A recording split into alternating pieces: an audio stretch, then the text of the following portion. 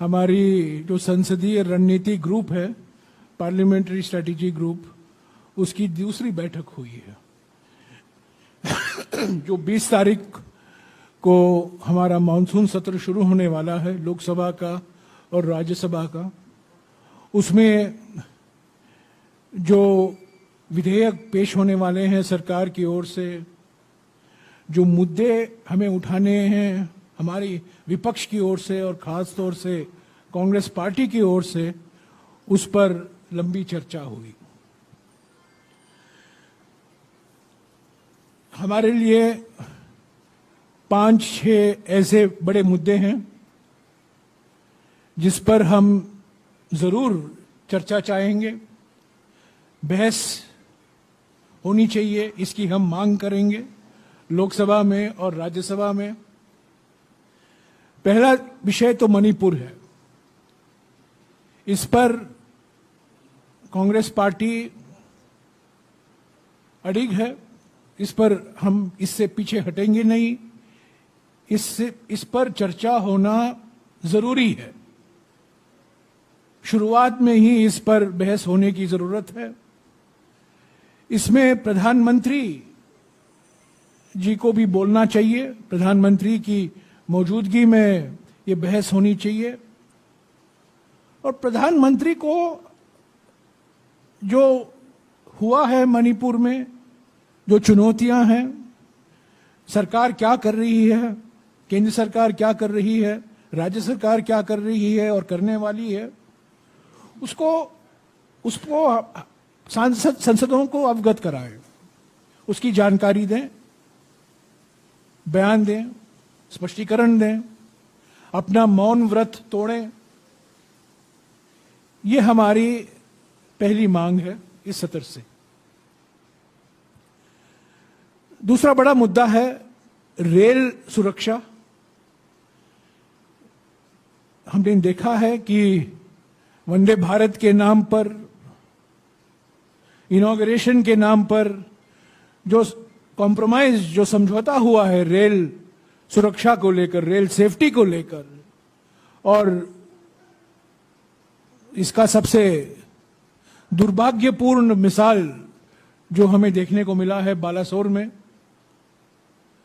इस पर क्योंकि रेल बजट पेश नहीं होता है, रेल मंत्रालय में जो चुनौतियां हैं, जो काम हो रहा है, जो नहीं हो रहा है, उस पर सांसदों को बोलने का मौका नहीं है विस्तार से।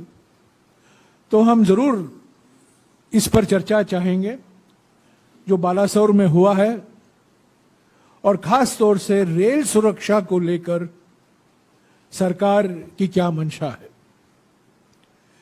तीसरा मुद्दा जो संघीय ढांचा पर आक्रमण हो रहा है, प्रत्यक्ष रूप से मोदी सरकार खुद कर रही है यह आक्रमण।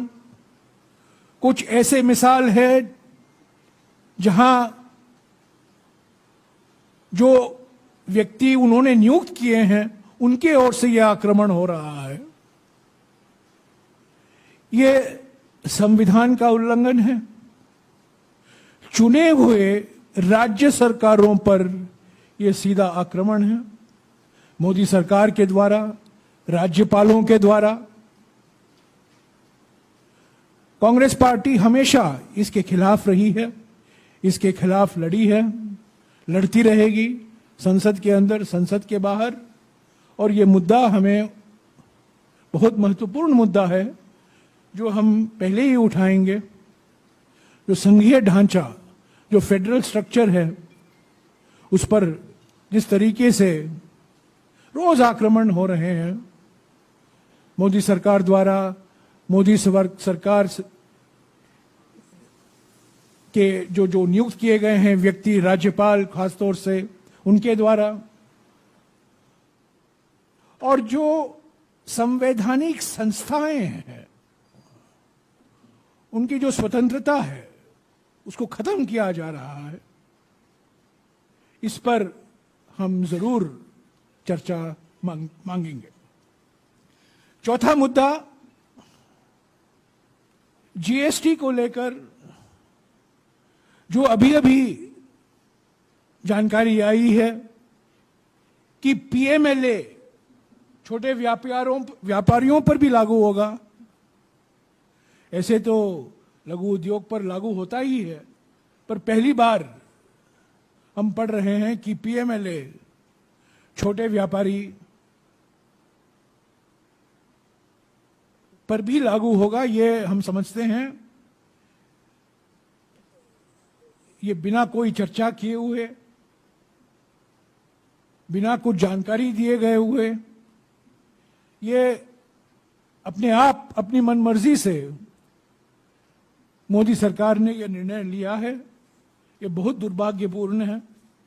इस पर हमारी पार्टी की ओर से अभिषेक सिंघवी जी ने बहुत कुछ कहा है 2 दिन पहले, पर यह मुद्दा हम जरूर पार्लियामेंट में उठाएंगे। इन्फ्लेशन को लेकर जो रोजाना की वस्तुएं हैं उस पर उनके जो कीमतें हैं, दाल, चावल, टमाटर, सब्जियां, रसोई गैस तो है ही है, तो जो दावे किए जाते हैं सरकार की ओर से कि मुद्रास्फीति का दर घट रहा है, वो तो अभी तो घट नहीं रहा है, वो तो अब बढ़ रहा है। और न केवल टमाटर इसमें शामिल है, बल्कि और भी आवश्यक वस्तुएं हैं जो सभी परिवारों पर ये बोझ बनकर पड़ा हुआ है। इस पर सरकार की मंशा क्या है, सरकार क्या करने वाली है, क्या करना चाहती है, जरूर कांग्रेस पार्टी इस मुद्दे को उठाएगी। कुछ ऐसे कार्यक्रम हैं जैसे महात्मा गांधी नरेगा है, ग्रामीण विकास के लिए जो कार्यक्रम, जो परियोजनाएं यूपीए के सरकार के समय से लागू हुआ है, उसको कमजोर किया जा रहा है अलग अलग बहानों को लेकर। डिजिटलाइजेशन के बहाने में जिस तरीके से महात्मा गांधी नरेगा को खत्म किया जा रहा है, लोग रोजगार चाह रहे हैं पर रोजगार उनको मिलता नहीं है। ये अजीब सी स्थिति है और ये मुद्दा हम जरूर उठाएंगे। बेटी पढ़ाओ बेटी बचाओ, प्रधानमंत्री कहते रहते हैं, मंत्रिमंडल के मंत्री भी कहते रहते हैं, पर जिस तरीके से एक बीजेपी सांसद पर आरोप लगाए गए हैं, उन पर कोई कार्रवाई नहीं हुई है, जिस तरीके से महिला पहलवानों के साथ दुर्व्यवहार हुआ है दिल्ली पुलिस द्वारा, ये हमारे सारे समाज पर एक कलंक है। और ये मुद्दा भी आज विचार में आया और हम जरूर इसको लोकसभा और राज्यसभा में जरूर उठाएंगे।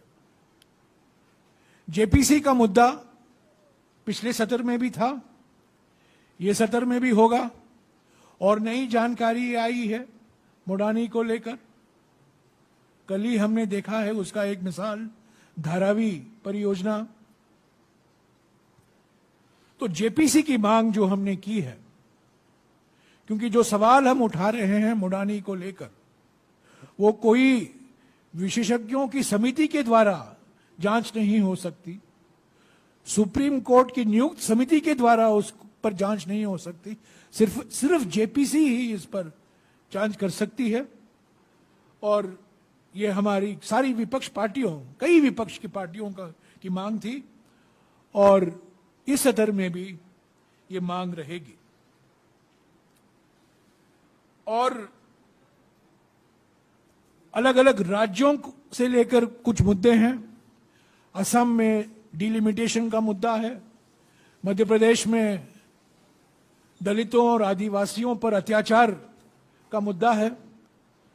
ये राज्यों के मुद्दे भी हमारे सांसद उठाते रहेंगे।